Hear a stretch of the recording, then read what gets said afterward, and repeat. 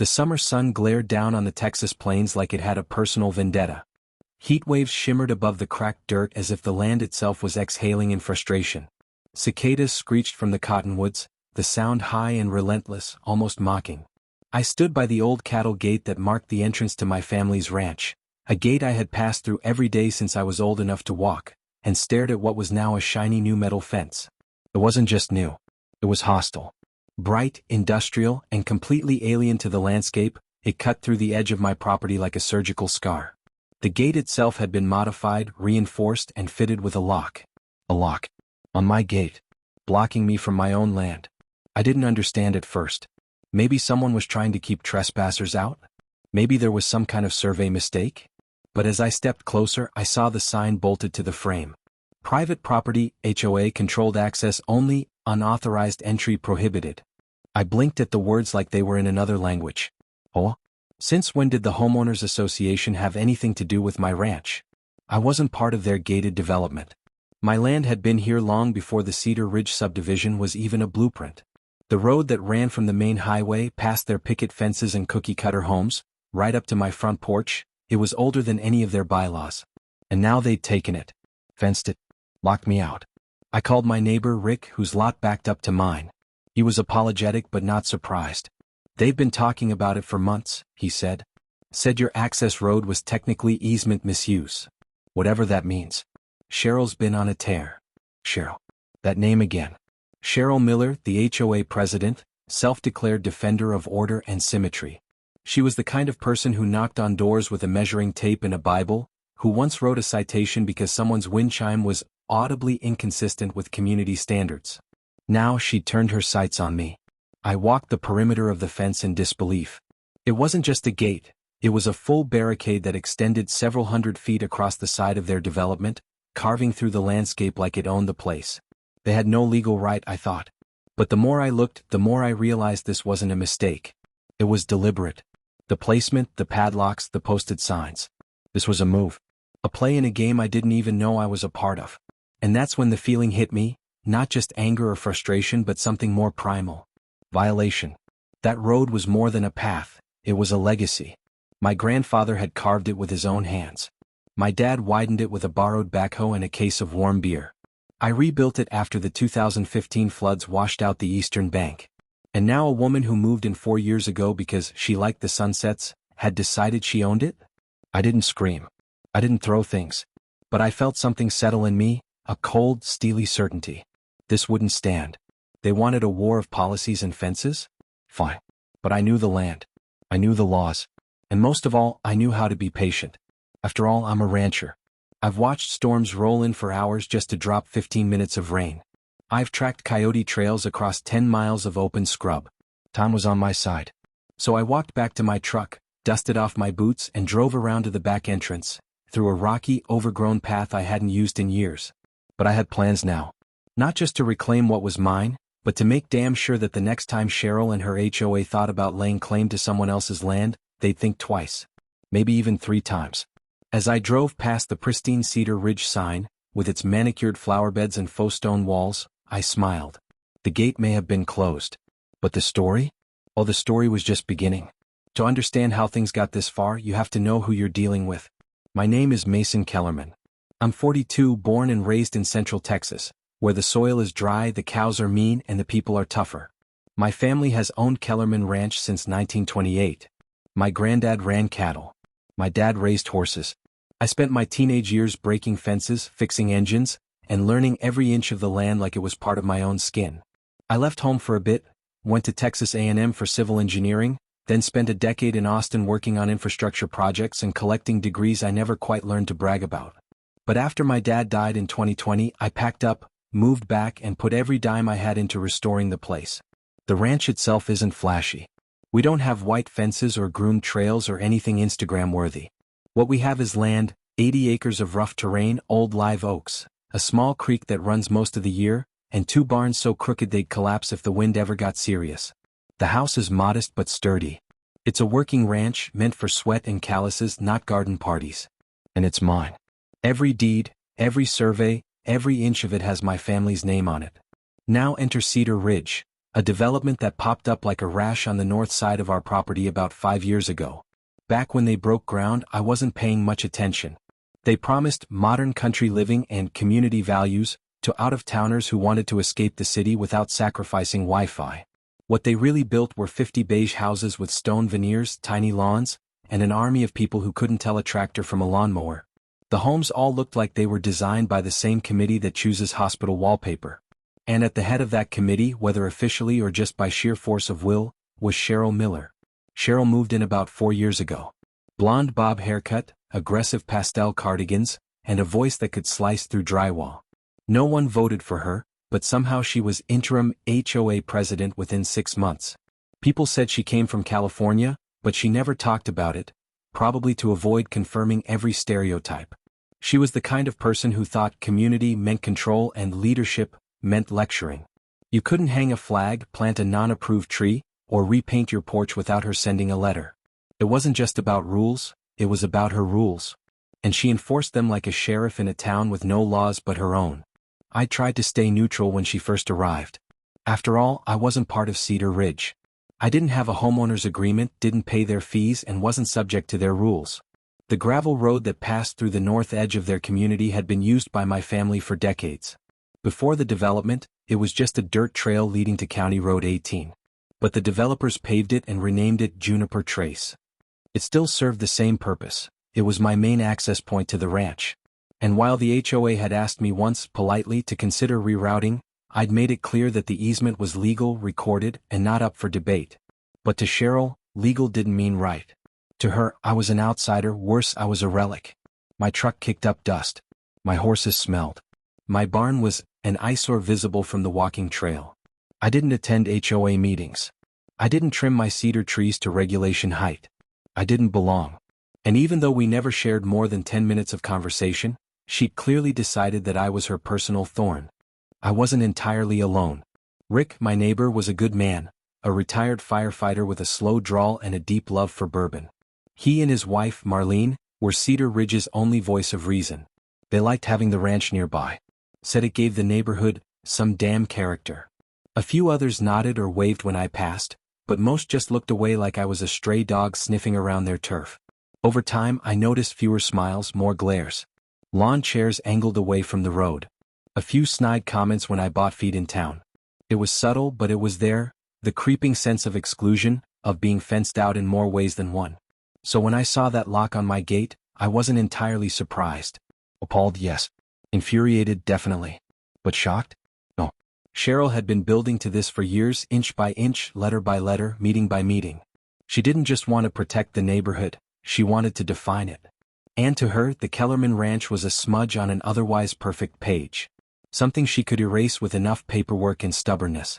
But that was her first mistake. You don't erase history with a lock. You don't fence in a man whose boots have walked that land longer than your house has stood.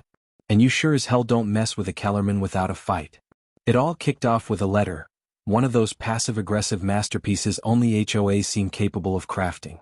It arrived on a Wednesday, tucked in my mailbox alongside a feed store flyer and an overdue utility bill. The envelope was bright red, like it had something urgent to say, but the font on the label screamed pretentious instead of professional. From the office of the Cedar Ridge Homeowners Association. I almost laughed. I wasn't a homeowner in Cedar Ridge. I wasn't in their jurisdiction. But I opened it anyway, standing there in the midday sun, sweat prickling under my hat, curious despite myself. The letter was 3 pages long, double-spaced, full of bureaucratic jargon dressed up like legalese. But the meat of it was simple. Due to ongoing safety concerns and liability risks associated with non-resident vehicular traffic through Juniper Trace, the Cedar Ridge HOA has voted to restrict access to the private community road. Effective immediately, all non-resident entry will be prohibited. They cited some obscure clause about shared use easements not being applicable without written HOA consent. Then came the kicker. We have installed a gate at the northern boundary which will remain locked. If you require alternate access to your property, we recommend working with the county to establish a compliant route. I read it once, then again. Then I stood in my driveway, staring out at the road that led through Juniper Trace, and let the words settle into my gut like a punch I hadn't seen coming. The damn nerve. They'd locked me out of my own ranch, my own legacy, because I didn't fit their Pinterest perfect picture of community safety.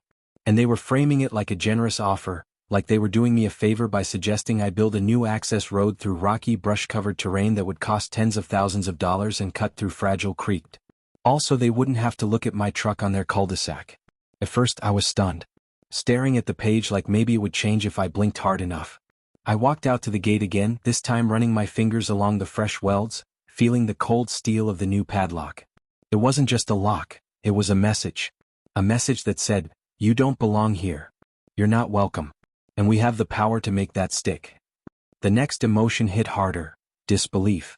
Surely they couldn't do this. Surely someone, some adult with common sense, would step in and say, "Hey Cheryl, maybe blocking a generational landowner from his own driveway isn't a great look." But no one did.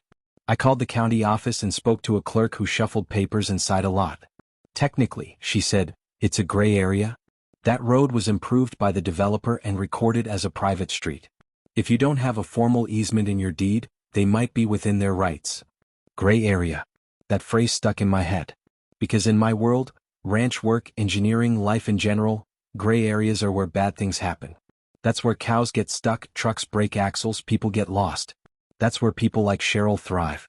Then came the anger. I tried not to let it take over, but I'd be lying if I said I didn't slam a few shed doors that day. My boots hit the floorboards harder than necessary. I muttered things about HOA boards that can't be repeated in polite company. That road wasn't just convenient, it was essential. My work schedule revolved around that access. My hay deliveries, vet visits, farrier appointments, tractor parts, all of it came through that gate. To suggest I could just find another way was not only ignorant, it was insulting. I tried calling Cheryl directly just to reason with her. Her number was listed on one of the past letters about unlicensed animal sounds after dusk. She picked up on the third ring. "This is Cheryl Miller," she said, with that artificial sweetness people use before they serve you a warm plate of condescension. "Hi Cheryl. It's Mason Kellerman. I just got your letter about the road." She cut me off with a sigh that could have curdled milk. "Mason, we've been over this. The board has made its decision. Juniper Trace is not public access. You're free to consult legal counsel if you feel you've been wronged. Cheryl, that road is my main access. It's been used by my family for generations. I'm not part of Cedar Ridge and you don't get to block me out." "Well," she said, her tone sharpening like a guillotine, "perhaps next time you'll consider attending community meetings instead of assuming special privileges." After that phone call with Cheryl, things didn't just get worse, they got weirder. What I thought would be a one-time spat over a locked gate turned into a slow-motion siege. Within a week, I received a second letter, this one certified and far more formal in tone.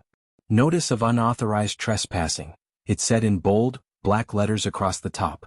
According to the HOA, I had willfully and repeatedly accessed a restricted community thoroughfare, and was in direct violation of Cedar Ridge safety policies and resident agreements. It was signed not just by Cheryl, but by two other board members I had never even met, people who'd probably never stepped foot on my side of the fence. The letter came with an attached photo, grainy, black and white, but unmistakable. It showed my old Silverado idling just past the newly installed gate, the timestamp in the corner like a scarlet letter.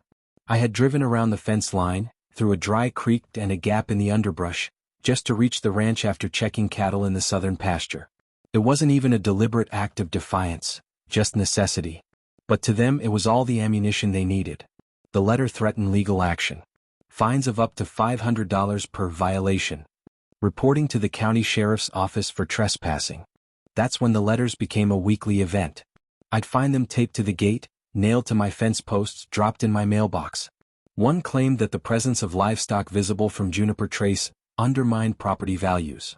Another cited unpermitted vehicle activity along the gravel right-of-way. I even got one that accused me of creating unregulated dust disturbance, as if I were purposefully polluting their community with Texas dirt. The absurdity would have been funny if it didn't come with such self-righteous venom.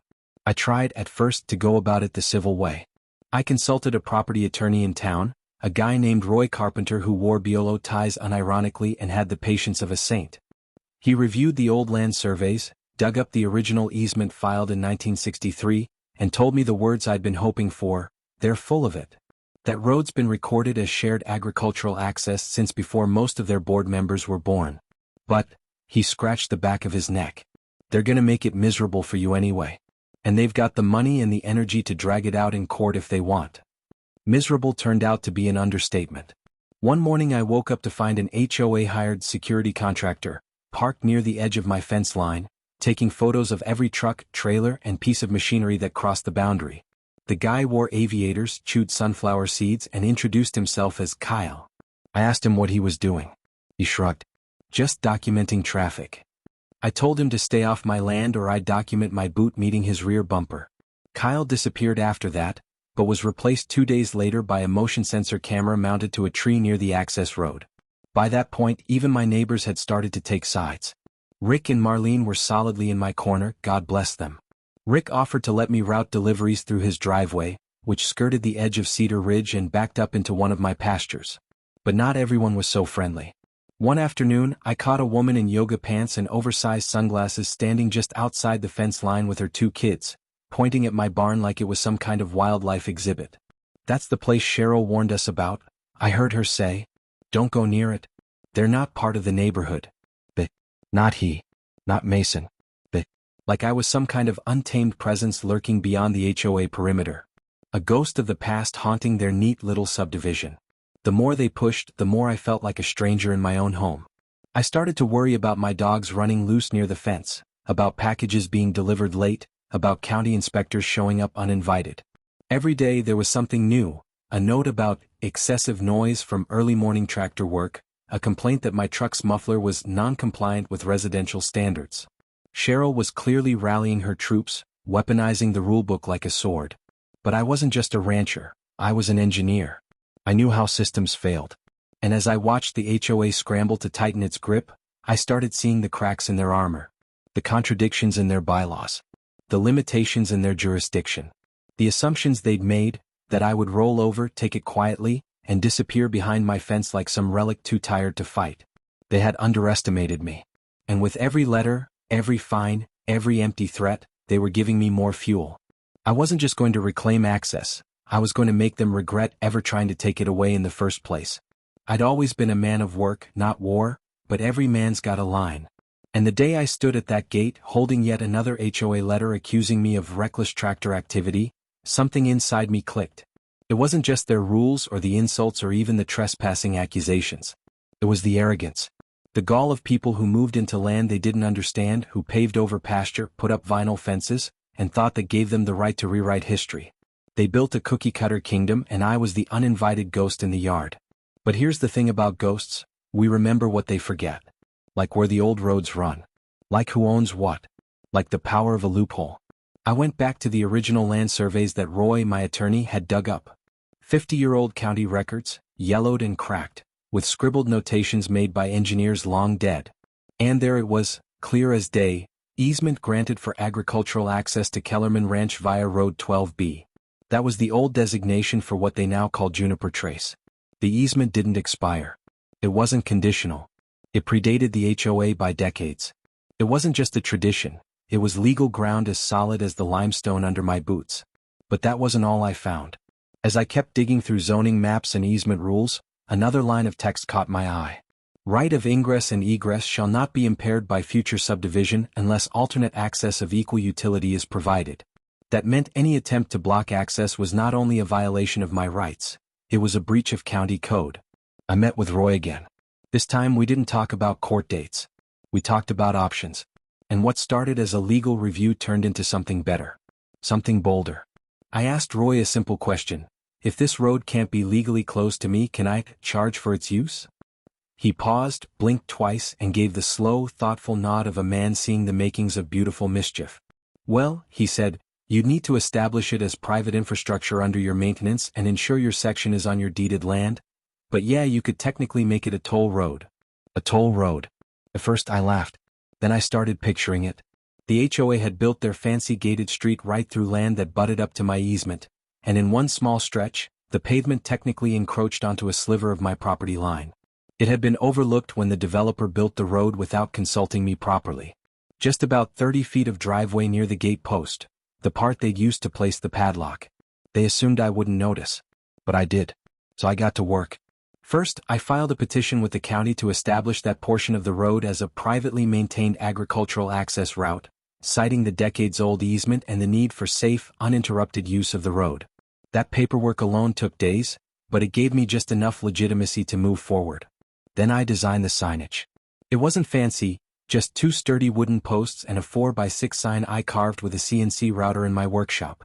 Big black letters on a whitewashed board. Welcome to Kellerman Crossing, Private Access Road. $5 per vehicle entry, agricultural easement toll. Non-payers will be reported for trespassing. And just for flair I added, all proceeds support ranch infrastructure maintenance. Next came the booth. I found an old deer blind in the barn, half-rotted, still sturdy, and repurposed it as a toll station. I bolted it to a concrete slab just past the gate and placed a lockbox on the side for cash deposits. I added a motion-activated camera and printed out a simple payment logbook where folks could sign their names. It was half legal, half theater. But most importantly, it was real enough to make them sweat. I didn't block the road. I didn't stop anyone. I just posted the rules and let the situation stew. The first week nothing happened. A few residents slowed their cars, stared at the sign and drove past. By the second week, someone had posted about it on the Cedar Ridge Facebook page. That's when the panic started. Is this legal? One resident asked. Is he really charging us to use our own road? Cheryl commented, we are working with legal counsel to address this blatant act of harassment. But she didn't say it with her usual smug certainty. She was rattled. Because the HOA had built that gate partly on land they didn't technically own. Because their private road ran through a public easement they had no right to restrict. And because now, every time a resident drove through they had to choose, pay the toll, or risk being accused of trespassing on my access road. And the best part? I didn't even cash the tolls. I let the money collect, untouched, like little trophies. Because this wasn't about $5, it was about boundaries. About history. About respect. The HOA had tried to trap me with a gate. But I turned that gate into a symbol. Into a statement. Into a damn business if I wanted. And Cheryl? She had no idea what was coming next. It started quietly, almost too quietly. At first, I figured they were ignoring it, maybe hoping the toll road sign would blow over in the next storm and I'd crawl back into whatever hole they imagined ranch folk came from. But when the HOA newsletter for the month of May hit my inbox, they still had me on the community-wide email list, bless their hearts. I knew the storm had started. The lead article was titled, Unauthorized Infrastructure Development, A Threat to Community Safety. They didn't mention me by name, but they didn't have to. A private citizen, the letter read, has illegally erected a toll station on a section of Juniper Trace and is attempting to collect money under false pretenses. False pretenses, my ass. I had receipts, literally. They cited community disorientation, confusion among residents, and emotional distress for young children witnessing a man in a camo cap issuing payment demands from a wooden shack. That was my favorite part. But the best part? They weren't just mad. They were scared. See, once I posted that sign and made it official, things started shifting. A few residents, mostly younger families with more common sense than pride, actually started paying the toll. I'd find crisp fives and singles tucked into the lockbox, occasionally even a thank you note. One read, hope this helps fix the gate, appreciate the livestock work you do. Another had a smiley face drawn beside the words, solid move. HOA sucks. Turns out, not everyone on Cheryl's HOA war wagon shared her sense of righteous fury. The HOA, however, went into full counterattack mode. First came the cease and desist letter, drafted by their overpriced community attorney. It was thick with legal threats, accusations of extortion, and wildly exaggerated language, psychological trauma, unauthorized toll enforcement, potential vehicular endangerment. I handed it off to Roy, who chuckled so hard he spilled coffee on it. They're bluffing, he said, flipping through the pages. They want you to flinch. But you haven't broken any laws. You're within your right to manage access on your property. They're the ones who should be worried. And they were worried. Because when Roy sent a polite response pointing out that they had installed a permanent gate on a slice of my land without easement clearance, things got real quiet, real fast. A week later, Cheryl called me directly, for the first time since our abrupt phone call months earlier. Mason, she began, her voice doing its best impression of someone calm, collected, and not panicking. We've had some concerns raised by the community. About your recent signage. About the booth. Some residents feel it's, well, unsettling. Unsettling? I asked. Is it the sign or the part where I'm enforcing a legal easement? A long pause. Look, I think we've gotten off on the wrong foot. No one wants this to become a bigger issue than it needs to be. Maybe we could revisit the access agreement and find a compromise, something formalized. Sure, I said, pausing just long enough to make her sweat. But the toll booth stays. She tried to laugh. It didn't land. In the days that followed, things began to unravel on their end. Turns out, building that gate without checking land surveys was a big mistake. County officials showed up, looked over the parcel lines and confirmed what Roy and I already knew: the HOA had encroached. Not by much, just a little elbow of concrete and steel, but enough to be in violation. Enough to warrant a fine. And I didn't even have to press charges. The county issued the violation. The HOA tried damage control. They removed the padlock. Then they temporarily disabled the automatic gate. Then, hilariously, they posted a sign saying, "Gate under maintenance, please use caution." Maintenance my left boot. Meanwhile, Kellerman Crossing became a local legend. Someone posted a photo of the toll booth on Nextdoor. It went semi-viral. A local radio station did a segment on it. Texas rancher turns HOA spat into profitable protest. I even got a call from a podcast wanting to interview me about rural land use activism. I didn't give interviews, I let the sign speak for itself. And that sign kept speaking. Every time someone slowed their car at the toll booth, even just to read the sign, I imagined Cheryl clenching her jaw behind plantation shutters. Every dollar in the box wasn't about money, it was proof. Proof that they'd picked the wrong rancher to fence in. Eventually the HOA sent one final letter, this one curiously apologetic. They offered to reopen negotiations regarding easement access and even offered to fund minor repairs to the gravel route beyond Juniper Trace, to facilitate a mutually beneficial resolution. Translation: they were waving the white flag. I had won. Not with threats. Not with lawyers. Not with vandalism or pettiness. I'd simply out-researched, out-planned and outlasted them. I'd taken their symbol of exclusion, a gate, and turned it into a statement of independence with a splash of cowboy humor. And as I stood by that toll booth one golden July evening, watching the sun cast long shadows over the pasture and seeing a kid from the neighborhood wave at me from the back seat of his parents' SUV, I felt it deep in my bones. They thought they could lock me out. But I turned their gate into my door. By the end of summer, things on Juniper Trace had quieted down. The toll booth still stood, weathered now by sun and the occasional Texas thunderstorm, but proudly upright, like a monument to stubbornness and sweet, lawful revenge. The gate was gone. Not just unlocked, removed. The HOA, perhaps realizing the liability of keeping it up, had ordered its disassembly under the guise of upgrades, but no one was buying it. The asphalt where the gate had been now bore 2 square patches of rough concrete, the only trace of where their little empire of control had once stood. I didn't throw a party or parade around with a "told you so" banner. That's not my style. But I did take my old dog Duke for a long walk down that stretch of road one afternoon. No traffic. No security contractors, or HOA board members lurking with cameras. Just the crunch of gravel under our boots and the warm breeze rustling the grass at the property line. For the first time in months I felt like the land had exhaled. Like something that didn't belong had finally been set right.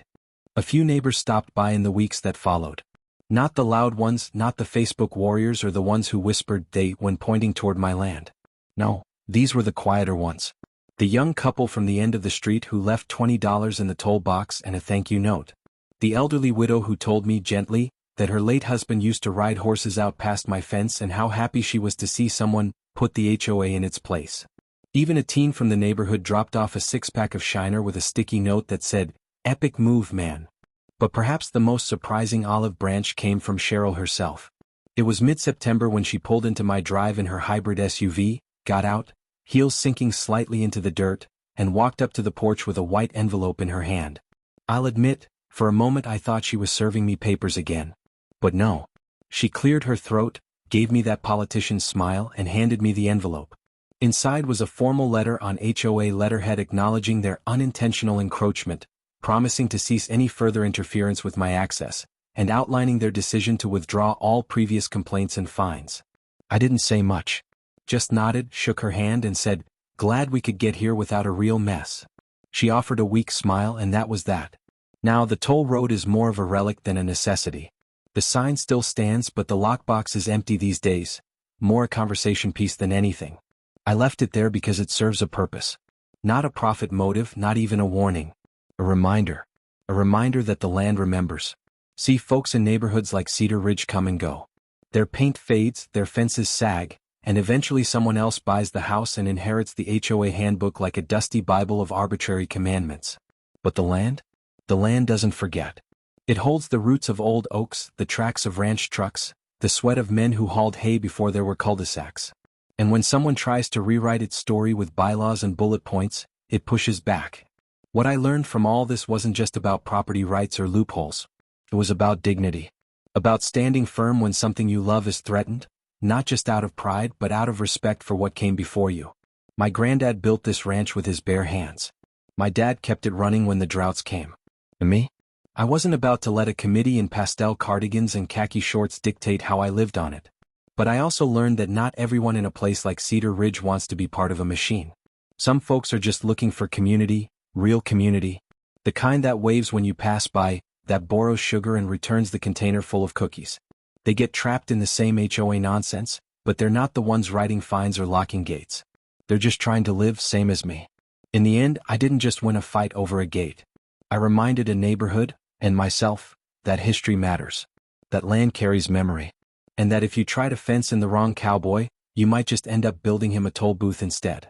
So now, every time I drive down that stretch of road, windows down, radio playing old Willie Nelson tunes, I glance at the sign and smile. Not because I needed the last word, but because the land and we already had it.